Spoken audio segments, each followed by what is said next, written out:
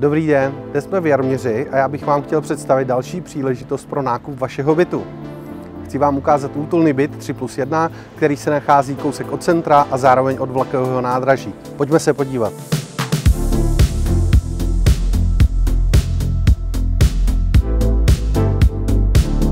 Byt 3+1 se nachází ve 3. patře panelového domu s výtahem.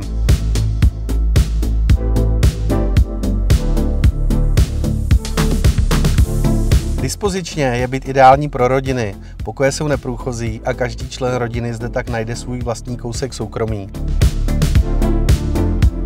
Byt plochy 74 m2 prošel rekonstrukcí a je možné se do něj ihned nastěhovat.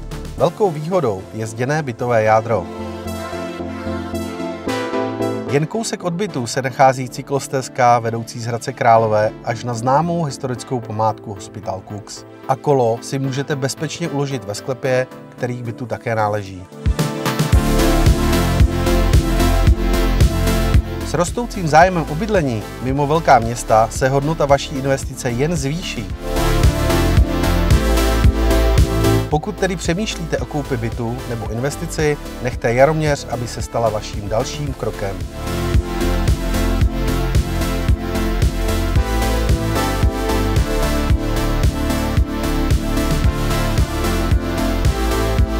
Pokud se vám tedy byt líbil, neváhejte mě kontaktovat a budu se těšit na společnou prohlídku.